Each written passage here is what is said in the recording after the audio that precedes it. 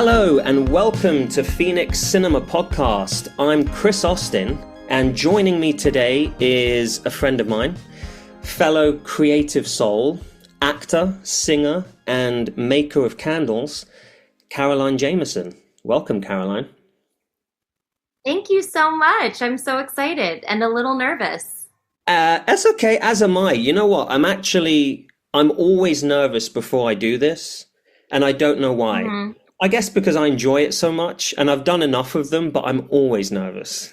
I guess it's a good thing. Yeah, it's good nerves. I'm really excited, so. As am I. Was I right about the candles thing? I was, right? You were totally right. I make candles.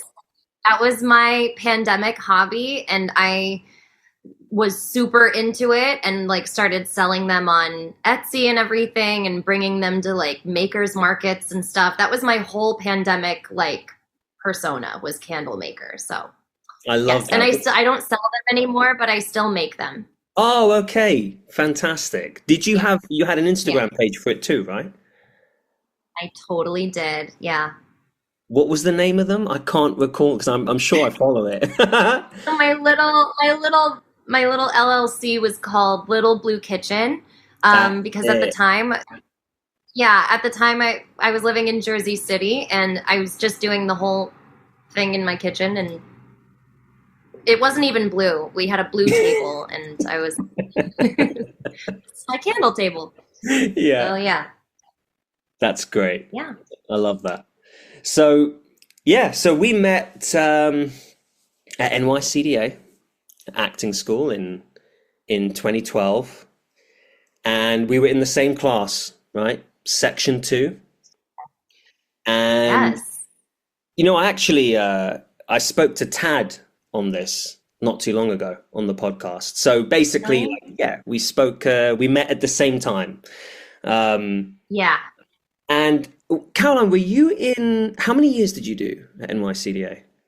I just did the 2 years for film and TV. Were you in my class for the second year as well? I cannot recall now. No, I don't think so. I don't remember what my section like number was the second year. Same. You only did the 2 years also? I thought that you did the theater year. No, God, I could barely afford the first year, honestly. I definitely couldn't stay. No, I didn't do the 3. I just did the 2. Okay. Yeah. No, I don't think we were in the same section the second year. Right, okay. Yeah. I don't think I had anyone from the first year in my class. Yeah, well, I only had Sebastian, I think. Mm-hmm. Yeah, it was only Sebastian that I stayed with. But yeah, I mean that first year was, oh my God. I mean, I don't know about you, but I mean, I still have such fond memories of the class and like the whole experience to this day. And like we weren't exactly close, but we hung out occasionally. We got on, right? Right? Yeah, or, yeah. You can tell me I was an asshole. I thought we did. Oh my God, no, not at all. I always really enjoyed you. And yeah, we just never really connected. Honestly, it was really like the pandemic when we were all so isolated and desperate to work on anything creative. And you and Nathaniel, I think this was before I even joined your film club. You and Nathaniel asked me to work on a play with you guys, really as just like an acting exercise. And that was so much fun and just like really gave me something to like work on and be excited about during those first like couple years of the pandemic. So that was really great. That was incredible. That was absolutely amazing. Yeah, we worked on this. We worked on Betrayal, right? Betrayal. Yeah, I love that play. And yeah, it was an incredible thing because we were just trying to keep ourselves sharp, right? And we went through so many plays. We'd read them. We'd just like read them together and see what fit. And then we decided to we stuck with Betrayal, and and we did rehearsals, and then we led it all up to a performance just for ourselves on Skype. That's right. Yeah, we I did have like. never seen it. I've never seen it. I've never seen it, and I don't actually, want to watch it. no, I kind of do because I remember. I'm just curious because it only hit my head today. I was like, I only remembered it today, and I was thinking, where has that recording gone? Yeah. I don't know, but it was I such an don't know. incredible experience. I thoroughly enjoyed it, and I'm so glad that we did that. That was such an amazing thing. I've never done that. You know what I mean? Before. Yeah, me neither. No, it was so much fun. I really felt like it was just like scratching an itch that needed to be scratched too, because we couldn't act. We couldn't leave our homes. Yeah. And yeah, so it was just really, really fun. Yeah, I And was so like pleased. creatively stimulating. Like I felt like it was Exactly. inspiring. It made me want to work on other stuff. Um, yeah, Exactly. and Yeah. great I show too. and yeah, and that's the other thing as well is that before the pandemic happened, I was working in the West End and I was working at the Harold Pinter Theatre and I saw I remember so that. many, you remember, so Yeah, many shows of betrayal with Tom Hiddleston. yes. I remember saying, guys, I don't know, I've seen this so many times. I'm worried there might be some imitation taking place. Is it going to feel fresh? Oh my God. By the time we did it, I was like, whoa, it's like, it's like I'd never seen the thing before, which, I'm so pleased about. Um, Another memory that hit me actually recently, knowing that I was going to talk to you. I don't know if you remember this. Do you remember? I don't even know when it was. It may have been the very end of the first year. So, like, classes are done, we're all going home, whatever, for a few months, and then before the next term begins. And we went to someone's house party or something like that in someone's apartment. Hmm. And, Hmm. everyone's like staying over, you drink, find some space wherever you find space and just crash. And Yeah. you remember this? You put a tattoo. I think I remember the party. I what? You put a tattoo on my face, and Uh-huh. the tattoo. It was one of those like with water kind of things. Be on there for like 24 hours until Yeah. you have a shower. And the tattoo just Right. said "your mum." Do you remember this on my cheek?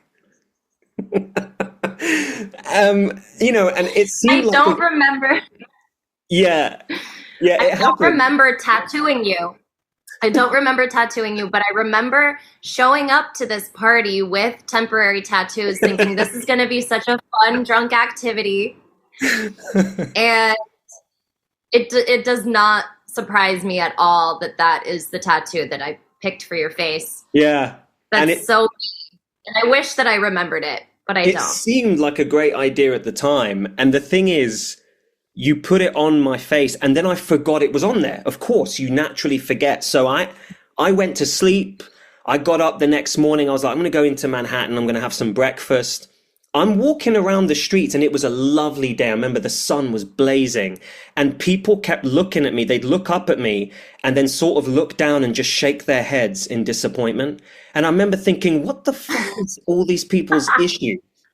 It's a lovely day. I went to a diner and I had a full-on breakfast, ordering everything. And only when I went to the bathroom in the diner, I was like, what the fuck is this? I was like, oh boy, okay. There it is. Yeah.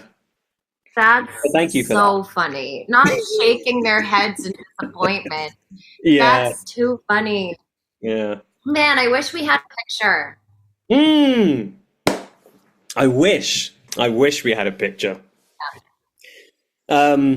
So, Caroline, we're speaking about NYCDA, but do you remember Mhm. what it was that inspired you to go there? Is there a movie or a performance that inspired you to want to become an actor? No, I think I've wanted to be an actor since I was really, really little. And I didn't, yeah, I can't remember one specific thing. I remember a lot of different things. I remember watching movies when I was really, really, really little. My parents were like not careful with what we were allowed to watch. Same. So I saw, yeah. So I saw some like, pretty mature movies when I was little, and I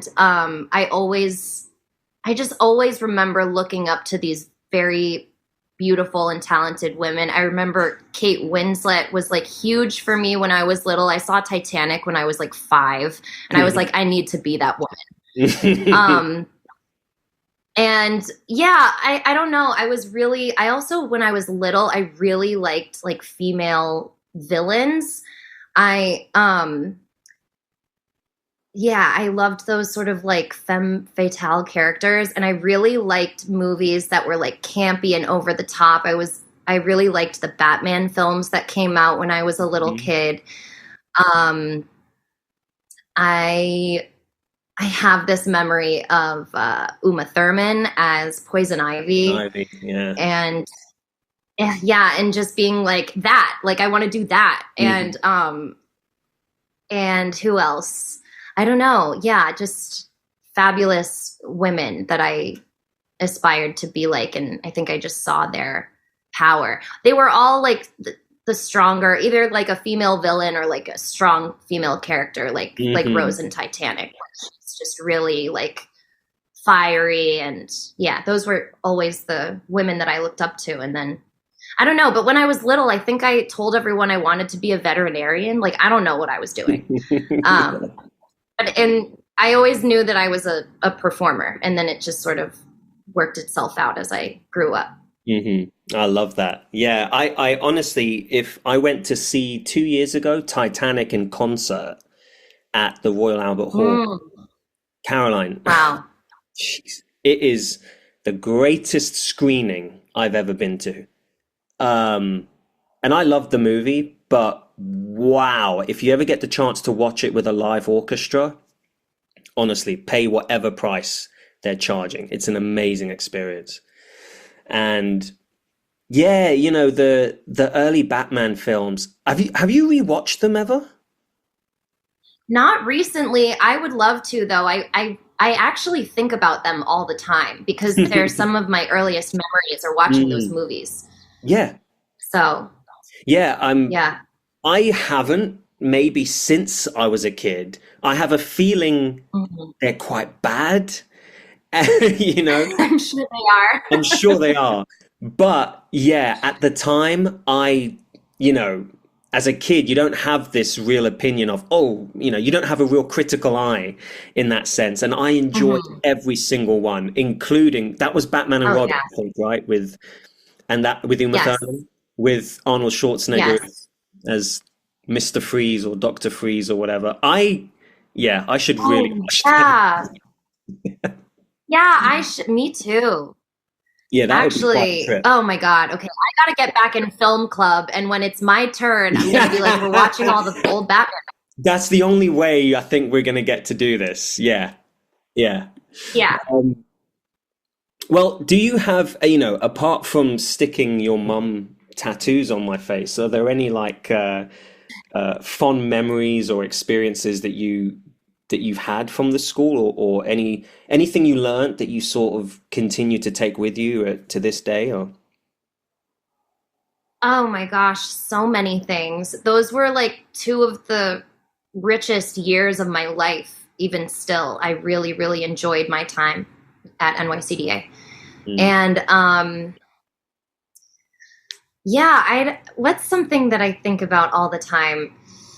Phrases and stuff that Jay Goldenheim like said will like randomly pop into my head. Also, I get flashbacks from what was his name? John Oh, R. John. Meisner. Oh, that's gonna bug me. Wait, was it John Tyler? It was like John Tyler or something like that. Something like that. Yeah. God, it's gone. It's gone. He was amazing though. He was amazing. I have so much affection for him.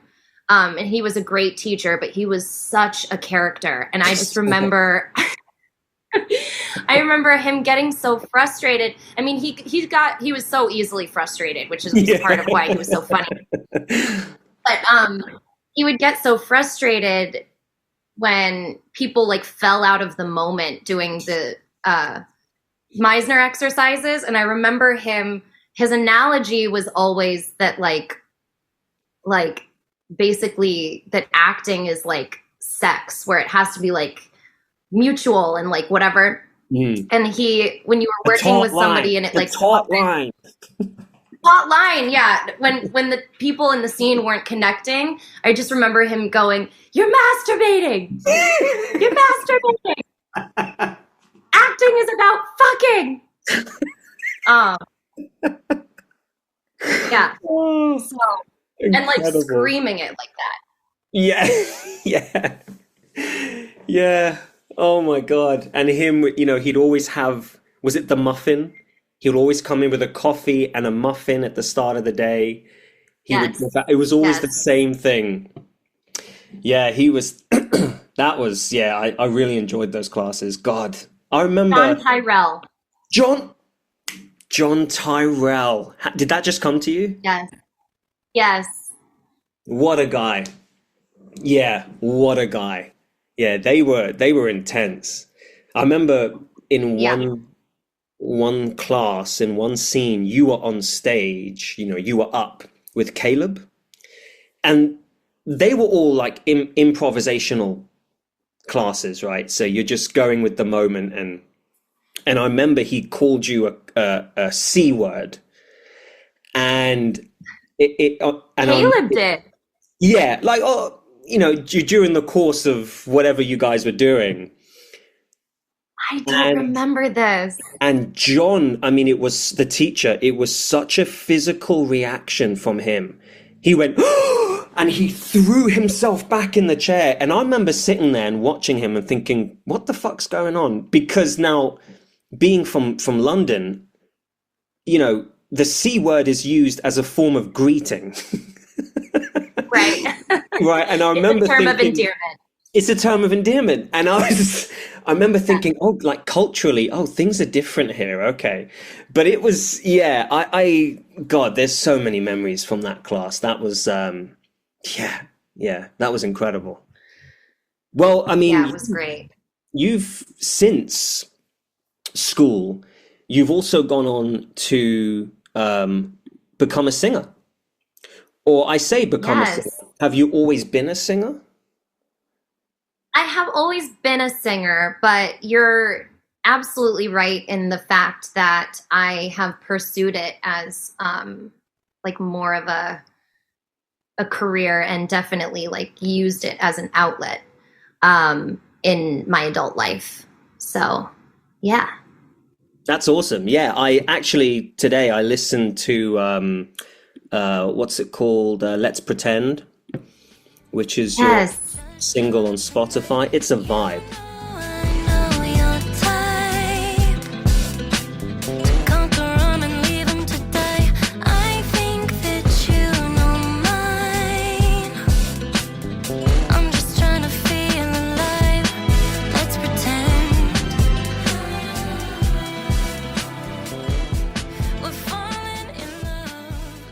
It's a vibe. Thank you. It's a lovely song. Yeah. And I just 2 weeks ago shot a video for it with Ian Hawks. Look at. Did you know that? Yes, you did tell me that. Ian Hawks. Isn't that wild? It's insane. The way, the circular motion of the whole thing. Yeah. Yeah. Like, and what's cool about it too is that like I didn't really know Ian, because I know that like he was a part of you guys like founding the film club, but he took a long hiatus from it.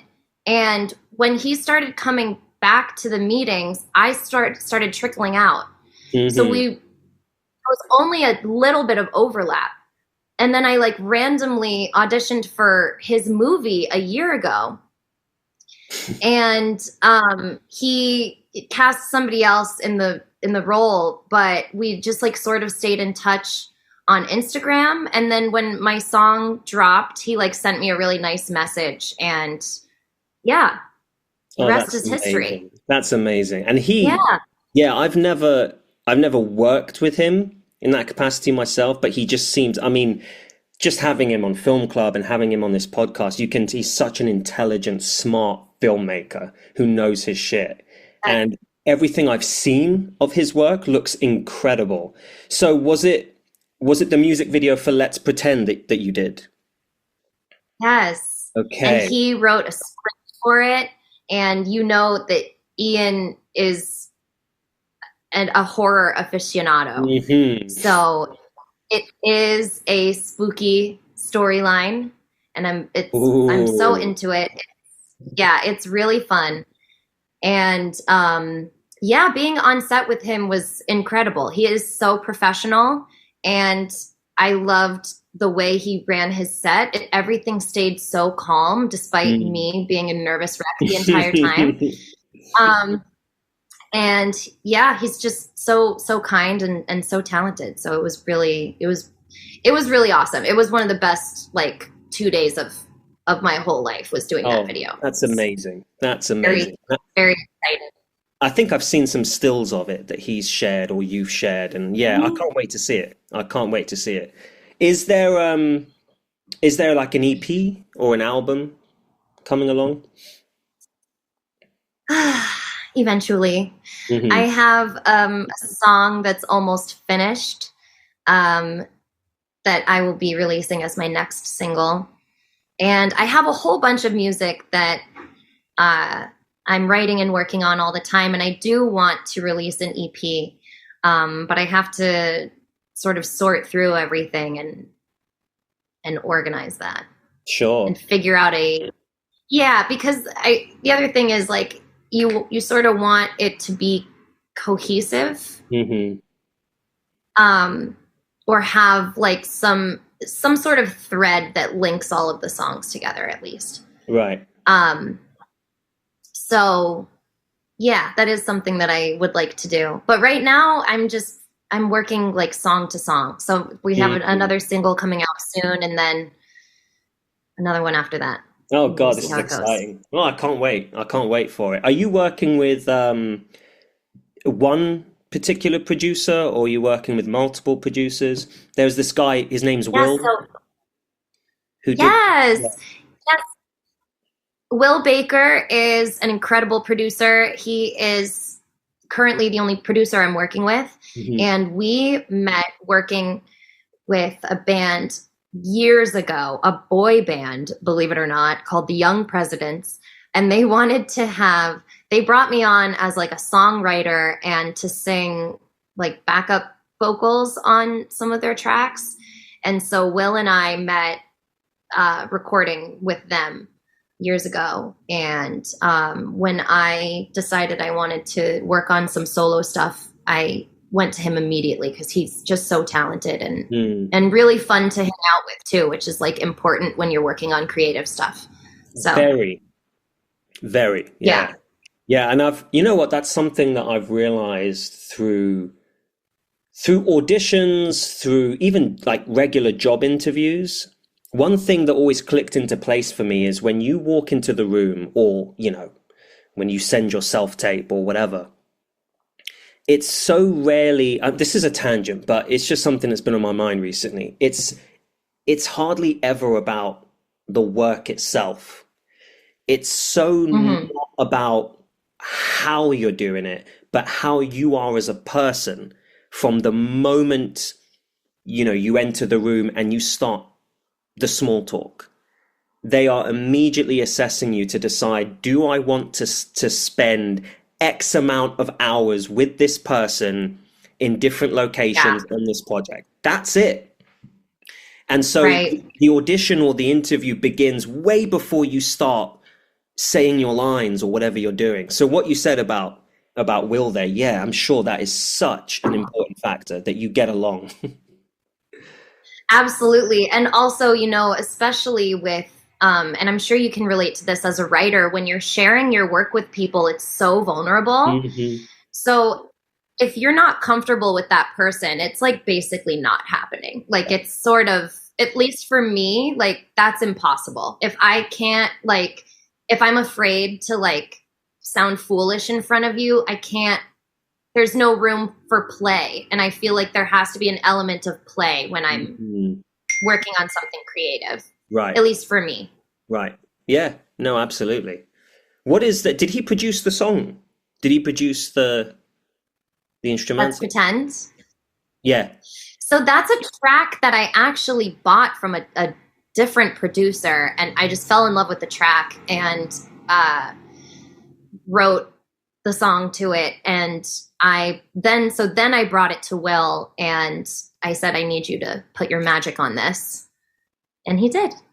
It is. I mean, it sounds so well mastered. I mean, it sounds. I was playing it on my sound system here in the living room today. It sounds so good. It's got this like almost like this Latino slash kind of R&B type vibe to it. It's honestly great. Yeah. Yeah. So yeah, I love it. So the original track, it was really just the bones. Like it was really just that guitar riff that repeats. And then obviously we added my vocals and then all of that really beautiful, like dreamy, like synthy sort of dream pop stuff. That is how Will made it perfect. Oh, excellent. That's amazing. Yeah. Well, best of luck with it. Yeah, Yeah. honestly, I can't wait to hear more. I'm following you on Spotify, so I'm sure you'll pop up on my homepage when your when your next one is out. So Yes, that will hopefully be soon. great, great. Well, in terms of future aspirations, going forward, how are things looking? Where do you see yourself going? Are you still sticking with the acting? And I assume you're going to be doing both, right? You were telling me actually before this call that you've just written a short film, so you're getting into the writing foray of things as well, which is great. Yes, and yeah, I of course. So I really would love to make a movie. I have some other like what writing projects that I'm working on that are taking longer. The screenplay that's finished, it's a short and it's like 11 pages, and I just felt like it really wrote itself. I'm having a harder time, not a hard time, but the other projects are taking longer and taking a lot more time and more um, problem solving, I would say. Hmm. Um, like, I don't know. You can relate probably, but like as a writer, like sometimes in order to have the story go to where you need it to go, you have to like go backwards and say, how am I gonna like, do you know Reverse what I'm engineer saying? and I feel get like I there. can't find Yeah, my words. yeah. Yeah, like how do I get from here to here? Those are the sort of not issues, but the sort of uh challenges I'm like working on now with other writing projects, but this other Hmm. one just came out so seamlessly, and if I have an opportunity to make that one, I would love to. Sorry, I don't know if there's a way for You me to keep turn off dinging. that ding. It's all right. Yeah.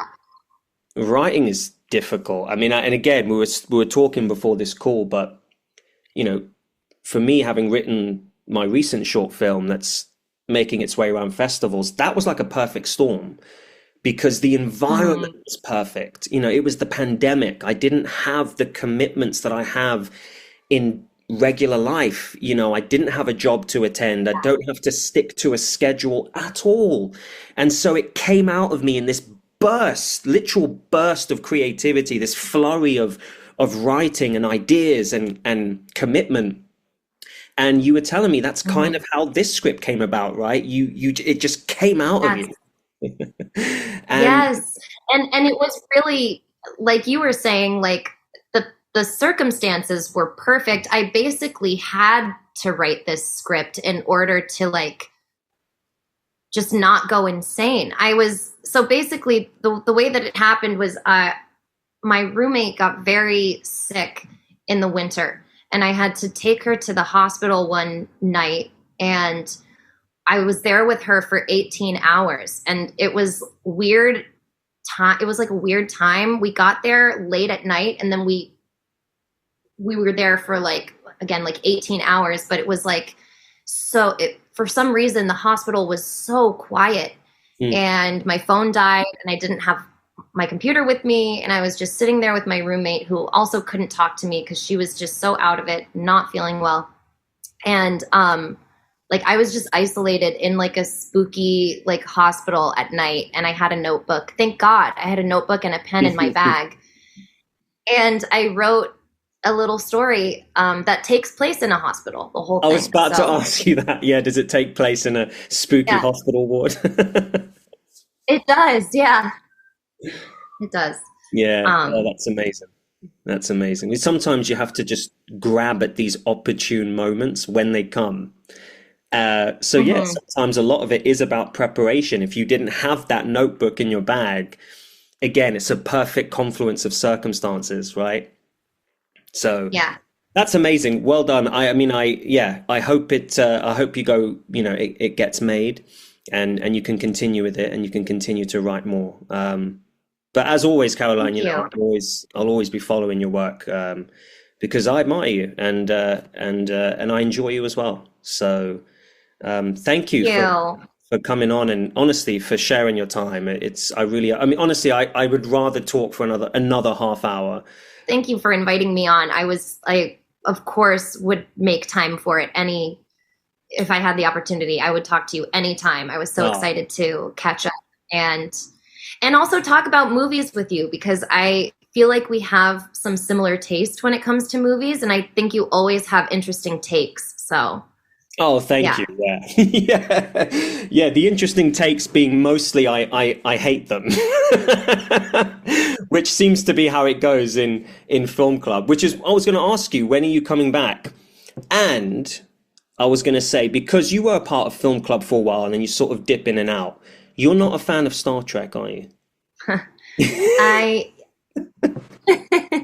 No, I wouldn't call myself a fan, but I don't not like Star Trek either. I actually think that it's really fun, and I've actually seen a lot of it because my ex was a total Trekkie. Oh. Yeah, so I've seen, honestly, mostly I've seen the original show from, when was it, the 70s it started? Honestly don't know. Maybe even the 60s. Yeah, but I've seen a lot of the old, like the original show. Not so many of the movies, although aren't there like 10? And didn't you guys watch all of them? Something like that. We watched all of them, yeah. So it was, and like we're currently doing with Bond now, which, my God, why did I make that decision? But really? You're watching all the James Bond movies? Yeah, it can be tough. Fun though. No, well, yeah, I'm sure some of them. Yeah, the behaviors and attitudes, God, they haven't aged well. But when it was Nathaniel who decided, let's watch all the Star Trek movies, and that was when we lost Caroline in film club. And I was always saying to the group, I was like, because you came back once after a long time, and we were watching Star Trek, and you guys were like, "You're still doing this?" And I was like, yeah, maybe she's not so much. Once we move past this phase, maybe she'll come back.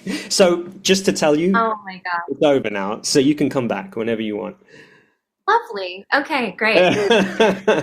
No, I have nothing against Star Trek, but I will come back to film club.